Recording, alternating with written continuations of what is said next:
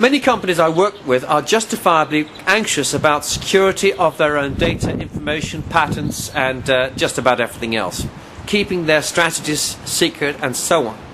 And that is why many companies ask people like myself as outside advisors and strategists to sign so-called non-disclosure agreements. And sometimes these can be very lengthy. Usually they're just a few paragraphs and say things like, if you can prove that you knew something already or it becomes into the public domain, that's fine, but otherwise it's one of our secrets. Occasionally you get a very long document. I got one that was no less than 60 pages long from one of the most famous companies in the world, which shall remain nameless. I was utterly astonished by its size. In fact, I phoned them up and refused to sign it. I have to say that non-disclosure agreements are, in my view, almost worthless because of two things. Firstly, it's very, very difficult to enforce them because first of all, you have to detect the leakage. Secondly, you have to be able to prove yourself that the person wasn't able to derive that information from some other source. And it's often really relatively easy for the individual to show that it is available from other sources. But the primary issue is trust. At the end of the day, you have to trust the people you work with. And you see, it's leakage from other causes that causes the real challenge. Every employee that leaves your organisation carries your secrets with them, and there's no amount of non-disclosure agreements that you can put that can try and bind them to you. Because if they've left, they may no longer feel any sense of loyalty to you anyway. Indeed, they may be angry with you, and which is why they're leaving.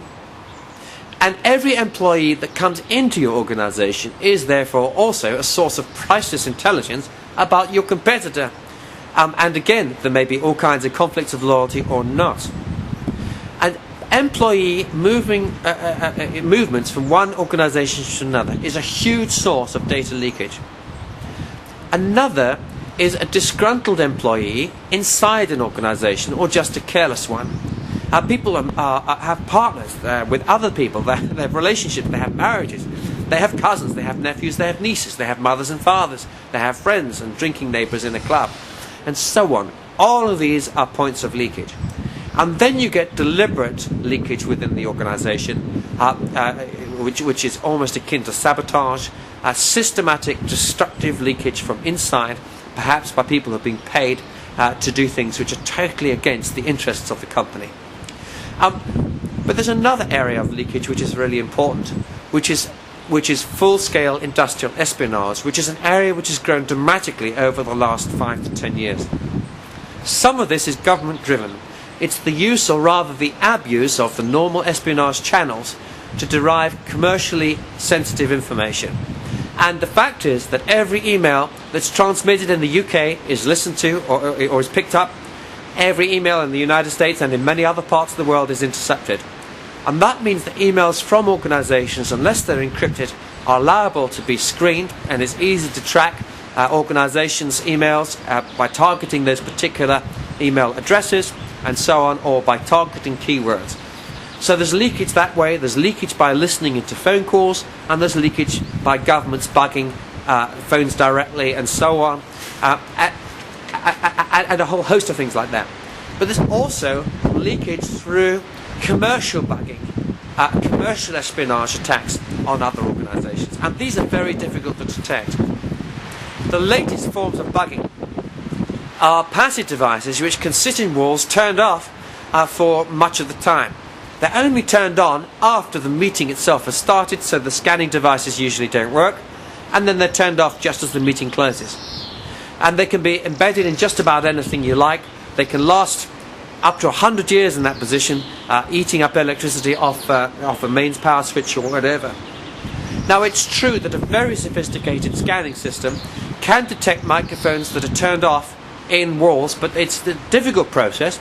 It requires an hour or two to scan a room, and it has to be done every day. So espionage of that kind is actually very easy. So is the bugging of an individual.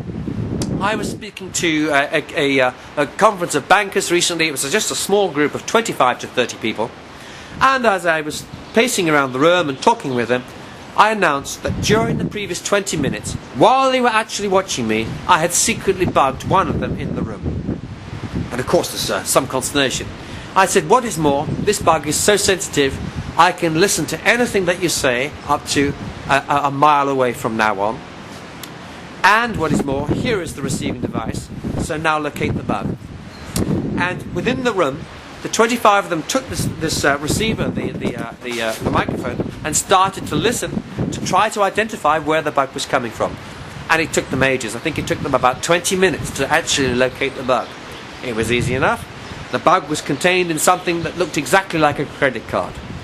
As I walked around behind one of the delegates, he had his jacket off on the back of his chair. I slipped it into the top pocket of his jacket and he was bugged.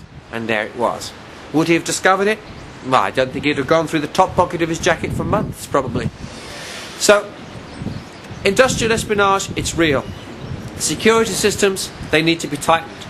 Few people realise that it is possible, using simple technology, to read what is on the screen, not only of every ordinary cathode ray tube, old-fashioned display technology, but on the display of every liquid crystal display screen, on every laptop. We can see what is on every laptop that is made, unless it's specially screened, which costs a fortune.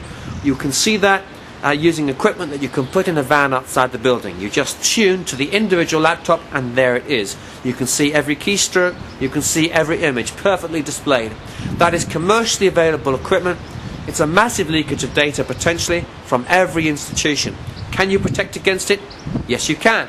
You can put a screen around a building. It has to be within the walls and within the windows, which will prevent, it's a Faraday cage, what they call a Faraday cage. It's an earthed matrix of wires, it's like chicken wire, which will prevent the emission of any radio waves. That's true, you can do that if you like. That's a big way to do it, very expensive.